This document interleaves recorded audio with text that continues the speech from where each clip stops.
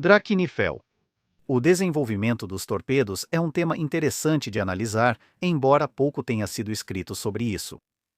Há muitos becos sem saída e um bom número de invenções malucas, além de outras ideias que até parecem boas em princípio, mas que por vários motivos acabam não funcionando na prática.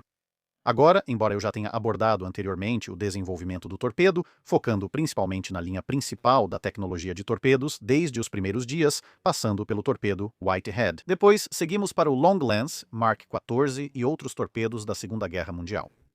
Hoje, vamos voltar ao século XIX, especificamente até o final da década de 1880, para dar uma olhada com um pouco mais de detalhes em alguns dos torpedos e tecnologias de torpedos que acabaram se tornando becos sem saída por vários motivos. Cada torpedo receberá uma breve descrição e serão vários.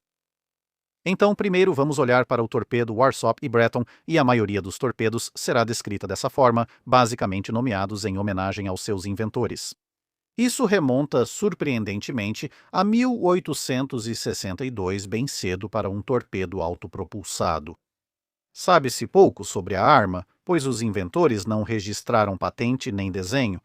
Então tudo o que nos resta é uma série de cartas na revista The Engineer, além de um relatório do HMS Excellent, a Escola de Artilharia da Marinha Real, que testou essa arma em 1862. Juntando esses detalhes, parece que o torpedo consistia em uma carga explosiva e um motor a ar comprimido, ambos suspensos sob uma boia. A boia eram presos fios, que permitiam que todo o aparato fosse guiado, com o controle de profundidade definido inteiramente pelo comprimento do cabo que ficava suspenso dessa boia. A propulsão em si dizia ser movida por pressão de ar armazenada a 600 psi, acionando o que foi descrito, de forma pouco esclarecedora, como uma roda de pás horizontais articuladas. Embora exatamente como isso deveria funcionar, continua sendo um mistério por si só. Tecnicamente falando, se eles realmente estivessem alimentando esse aparelho com ar comprimido a 600 psi, isso estaria significativamente à frente do que qualquer outro, incluindo a empresa Whitehead, era capaz de fazer na década de 1860. No entanto, segundo a Marinha Real, os testes mostraram que o dispositivo era defeituoso e incapaz de atingir seu alvo. Por isso, eles decidiram não continuar com os experimentos. Isso foi basicamente a causa principal de grande parte da correspondência posterior, já que várias pessoas discutiram se deveriam ou não ter feito mais testes, e, claro, os inventores contestaram as conclusões da Marinha Real. Em 1868, um certo Sr. Brum criou um dispositivo que, de certa forma, era um pouco mais parecido com um torpedo de vara, só que sem a vara. Consistia em um tubo subaquático que expelia uma carga explosiva de madeira e ferro, usando ar comprimido para lançar o dispositivo para fora. Mas a carga não tinha nenhum tipo de propulsão própria, então ela só percorria algumas dezenas de metros antes de começar a subir suavemente em direção à superfície, já que tinha leve flutuabilidade positiva. Agora, na melhor das hipóteses, isso significava que você não precisava andar por aí com uma enorme lança no convés, e o ataque não era exatamente óbvio, mas havia algumas desvantagens importantes. Primeiro, uma lança especialmente longa ainda poderia ter um alcance maior do que ela. Se o atacante estivesse em alta velocidade, após disparar, era provável que você alcançasse sua própria arma. Já com um explosivo na ponta de um bastão, como em uma lança, você pelo menos ficava a uma distância fixa da carga. O almirantado recusou-se a testar essa invenção, mas o conceito ressurgiu mais tarde nos Estados Unidos. Tanto em uma versão subaquática, propulsionada por êmbolo acionado por carga explosiva, em formato de projétil submersível, com mais de 3 metros, projetado para ser disparado de um canhão Dahlgren de 15 polegadas no convés. A Grã-Bretanha não foi o único local dessas primeiras tentativas. Nos Estados Unidos, assim como no Reino Unido, várias tentativas foram feitas para aumentar a velocidade e o alcance dos torpedos usando motores foguetes subaquáticos, algo que voltaria a acontecer com bastante frequência nas décadas seguintes. Mas a maioria das primeiras invenções de foguetes parece não ter levado em conta o quanto a água é mais densa do que o ar. E embora alguns modelos de teste tenham sido testados, sua velocidade inicial alta diminuía rapidamente. Com o motor queimando por pouco tempo, o foguete ficava sem propulsão e tinha alcance insuficiente para uso prático. No início da década de 1870, começaram a circular notícias sobre os testes que estavam sendo conduzidos por um certo John Ericsson. Tendo inventado o USS Monitor na década anterior, ele agora estava experimentando o que chamou de torpedo pneumático. Isso se assemelhava a uma mala de metal muito grande e comprida, com algumas hélices montadas na parte traseira, à frente de um grande leme. Embora carregasse uma ogiva de 400 libras, uma carga que envergonharia vários torpedos do século XX, ele se movia sobre ou, ocasionalmente, logo abaixo da superfície, mas era relativamente rápido para os torpedos da época. Isso representava uma velocidade de 9 a 10 nós, com alcance de meia milha. Mas, para conseguir isso, ele precisava ser abastecido com ar comprimido, que alimentava tanto o motor quanto a direção, daí o termo torpedo pneumático, vindo de uma fonte em terra ou de um navio de lançamento através de uma longa mangueira que o seguia. Isso significava que, ao lançar de um navio, a embarcação precisava manter a posição em relação ao alvo enquanto o torpedo seguia até ele. E acabou que, à medida que ele ia mais longe, o arrasto da mangueira pela água, especialmente se houvesse algum tipo de corrente cruzada, fazia o torpedo sair do curso. Em meados da década de 1870, o torpedo autopropulsado Whitehead já o igualava em velocidade e alcance. Além disso, era mais fácil de lançar devido ao formato cilíndrico, peso mais leve e autossuficiência quanto aos tanques de ar comprimido. Ele podia ser lançado e logo esquecido, permitindo ao navio lançador seguir com outras tarefas. Isso significava que, embora a ogiva do dispositivo Erickson fosse uma vantagem considerável, tendo pelo menos 5 vezes a carga de um Whitehead, se não mais, essa vantagem era em grande parte anulada por todos os outros problemas que acabei de descrever. Um dispositivo mais complexo era uma espécie de retorno do torpedo-foguete, na forma do que pode ser melhor descrito como um tipo de jet ski alongado e não tripulado, com um motor de foguete acoplado à proa, que liberava seu escapamento sob o flutuador, tentando então combinar a força do escapamento do foguete. Atuava na água para aumentar a propulsão e reduzir o arrasto do equipamento, pois viajava só na superfície, não submerso. No impacto com o alvo, a ogiva era liberada, pois estava presa à parte inferior traseira do projétil durante o trajeto e também conectada à proa por meio de uma corrente. Assim que o impacto ocorria, uma pequena carga fazia com que a ogiva descrevesse um arco pela água, subindo ao chegar ao final da corrente para atingir a parte inferior do navio-alvo. A complexidade, a visibilidade e o caráter um tanto não guiado da arma fizeram com que ela, talvez felizmente, permanecesse apenas no papel.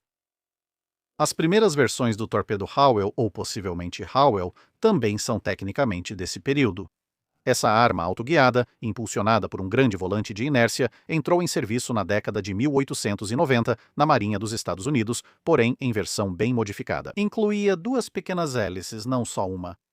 Mas as primeiras versões experimentaram todos os tipos de arranjos para o volante de inércia desde o início da década de 1870, usando apenas uma hélice. Entre outros fatores que mudariam, como o tamanho, a capacidade de autoguiar foi descoberta quase por acaso ao notarem o efeito giroscópico do grande volante de inércia, alterando o alinhamento para gerar a força giroscópica na direção do movimento. O desvio disso pelo torpedo poderia então ser usado para aplicar correções nas aletas de orientação. Vale a pena mencionar aqui que, embora o Howell tenha sido finalmente implantado com sucesso, seu tempo inicial de desenvolvimento de quase 2 décadas, como dissemos, começou lá na década de 1870 e foi marcado por muitas falhas. Sua adoção final pela Marinha dos Estados Unidos foi tanto um testemunho da persistência de Howell quanto qualquer outra coisa. Outro nome notável na década de 1870 foi Victor Ernst Rudolf Wilhelm von Schelliha. Possivelmente.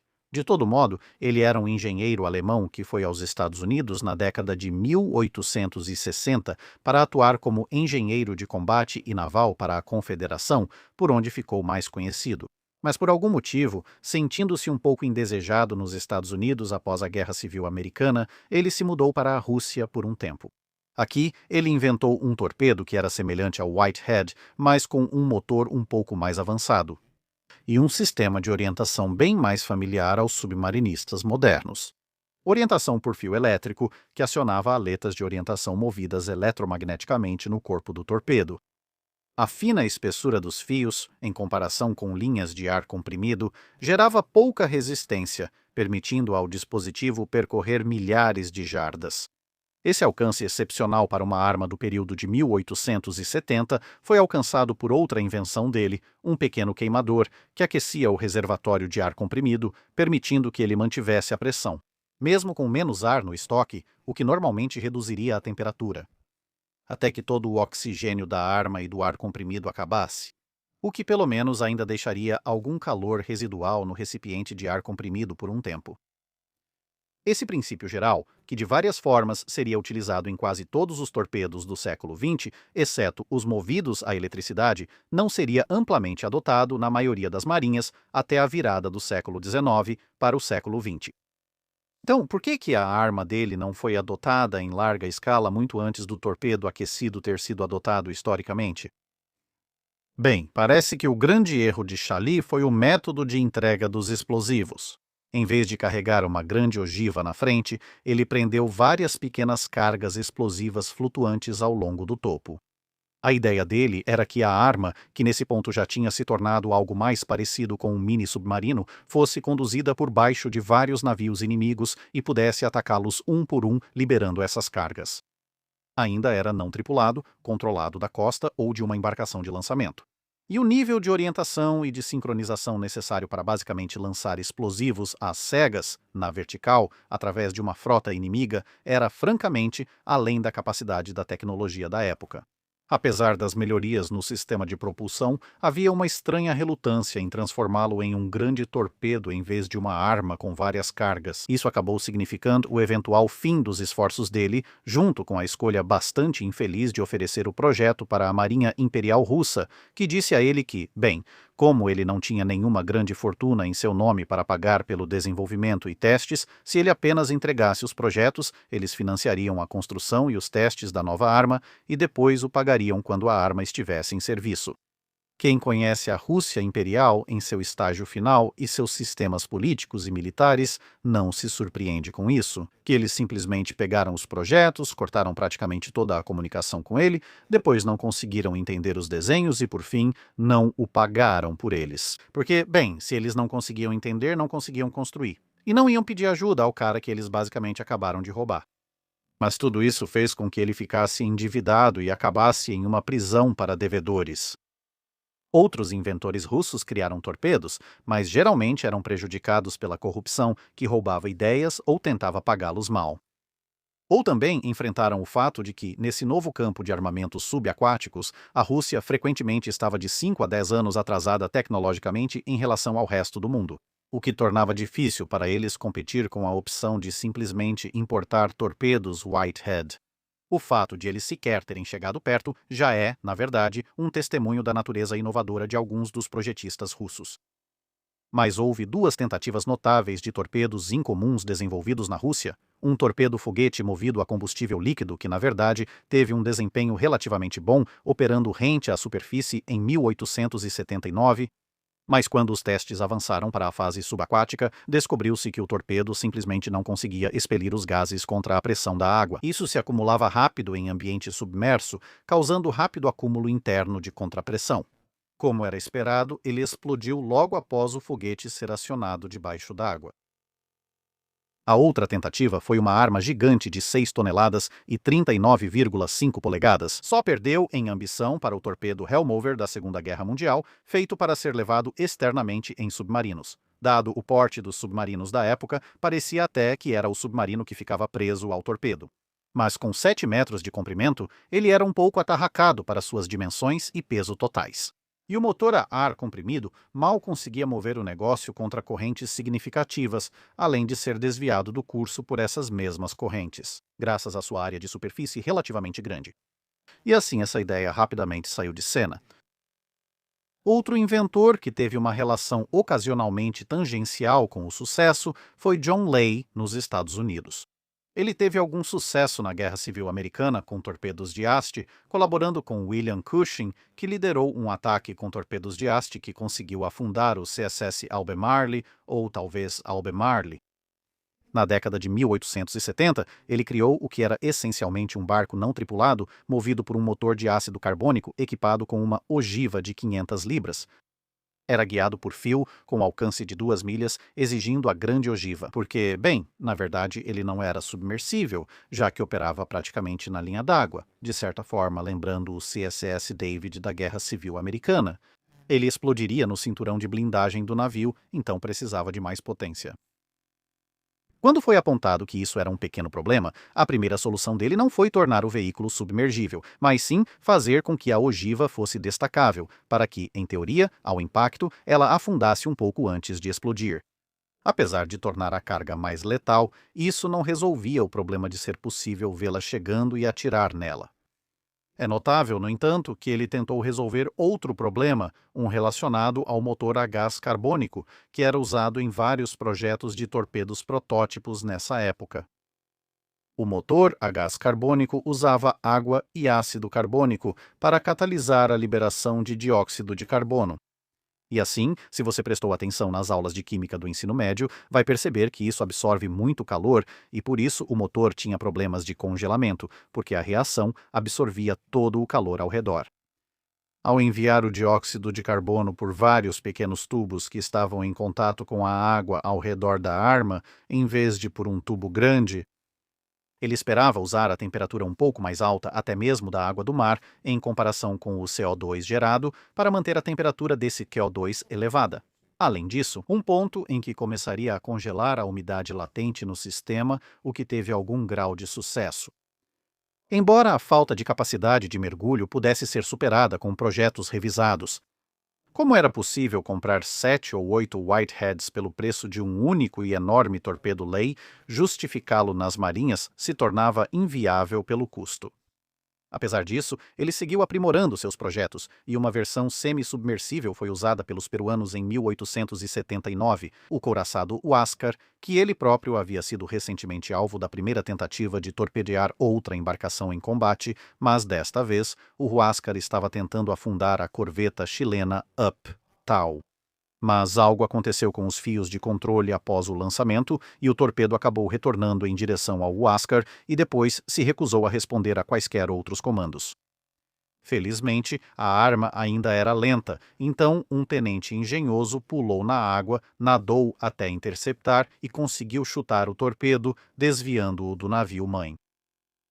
Pouco mais de um mês depois, o Huáscar foi capturado pelos chilenos e, cerca de um ano depois, um pequeno navio peruano surgiu com outro torpedo atrasado, tentando afundar o encouraçado rebelde. Por que o Huáscar é alvo de torpedos primitivos? Mas, mais uma vez, o torpedo se recusou a responder ao comando e saiu navegando para o nada, embora, pelo menos desta vez, ele não tenha dado a volta e tentado afundar o navio lançador. Testes na Europa com torpedos mais recentes tiveram mais sucesso, mas o grande tamanho, operação próxima à superfície e baixa velocidade em relação aos Whitehead faziam potenciais clientes vê-los mais como armas defensivas para portos e fortes, e não para uso prático no mar, onde o Whitehead, mais simples, barato e rápido, ainda era preferido.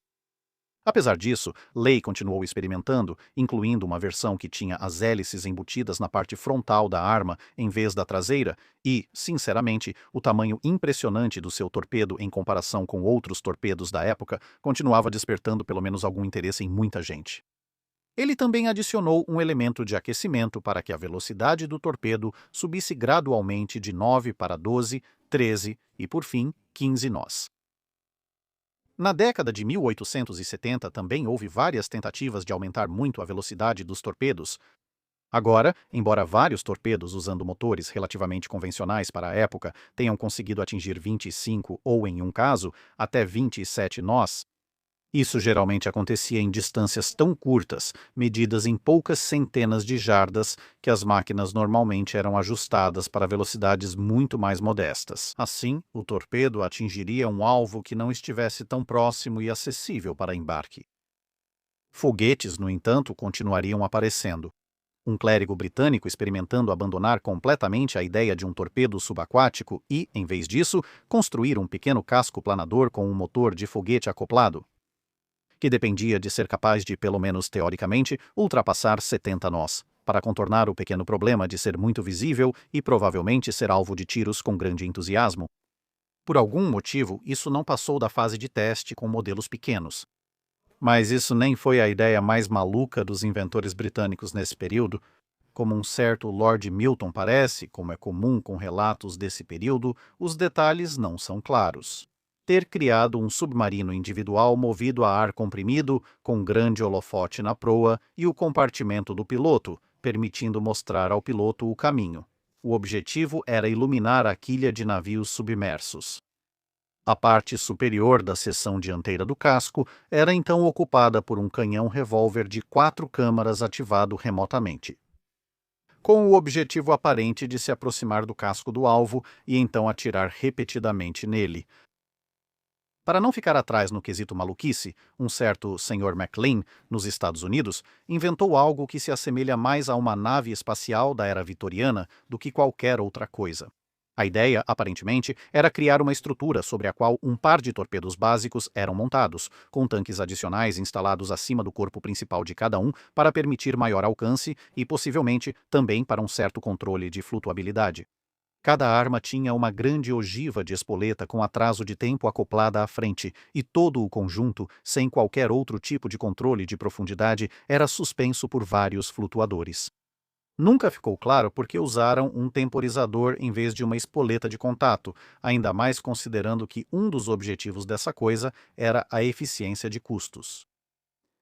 Mas para não ficar para trás, um francês chamado Guillaume Gizy, se não me engano, tentou construir um torpedo-foguete. Lá está ele de novo, mas agora com um arpão serrilhado interessante na frente, garantindo que se fixasse no alvo. E embora, novamente, a explicação seja um pouco confusa, ele parece ter inventado uma carga oca, ou pelo menos acreditava nisso. Montando uma ogiva logo atrás do torpe, o arpão a empurraria através do navio inimigo e, como parte da patente diz, a ponta da lança pode ser feita por meio da ignição da carga explosiva. Interprete isso como quiser. Indo para a década de 1880, e o torpedo Paulson é notável principalmente pelo seu uso precoce de um propulsor a jato, que era pré-carregado antes do lançamento, com água superaquecida, que então seria deixada para ferver instantaneamente em vapor, cuja pressão seria usada para acionar um impulsor fechado, que puxaria a água da frente e a expulsaria atrás em alta velocidade. Ele usava um pequeno aquecedor para manter a temperatura do vapor, em comparação com o torpedo Hall semelhante, que era carregado exclusivamente pelas caldeiras do navio de lançamento e usava um par de asas retráteis ativadas por equilíbrio para evitar que a arma girasse. Essas asas se dobravam para dentro e fora do torpedo conforme sua inclinação de rotação, fazendo tudo lembrar um F-14 ou tornado subaquático, mas como o caça a jato, não o fenômeno meteorológico. Outro dispositivo foi o torpedo Burden, soletrado B-E-R-D-A-N, que foi proposto aos otomanos por mais um inventor da Guerra Civil Americana. Este propunha uma arma enorme de 30 pés de comprimento ou possivelmente mais longa, movida pelos gases produzidos pela queima de pólvora, ou possivelmente um foguete usando pólvora. Os detalhes ainda são incertos, mas este operava na superfície com orientação simples por cabo. Com um truque especial, se encontrasse redes antitorpedo que estavam surgindo na época, ele explodiria e abriria um buraco na rede, permitindo que um segundo torpedo menor, rebocado atrás dele, aproveitasse a brecha para atingir o casco do navio, caso o torpedo principal não achasse essas defesas.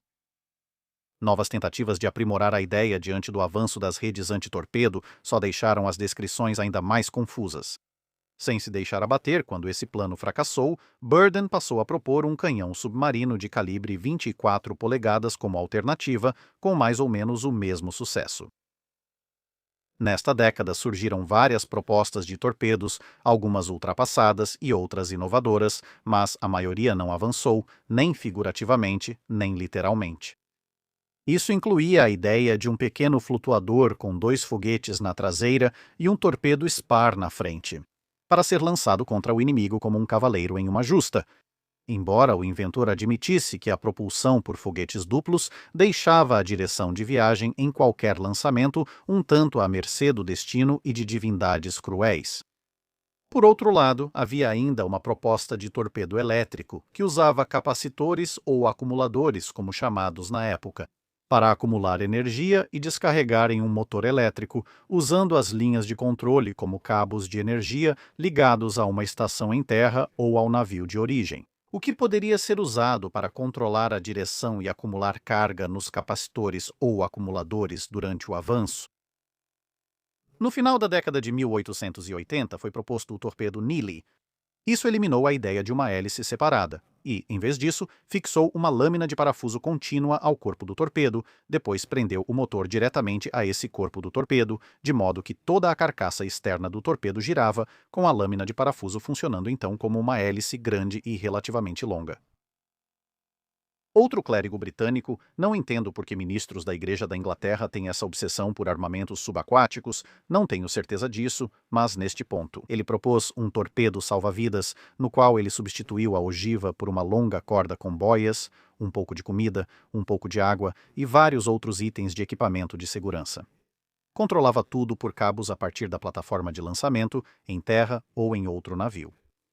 Ele então propôs disparar esse torpedo em direção a embarcações naufragadas que fossem perigosas demais para se aproximar com botes salva-vidas e coisas do tipo.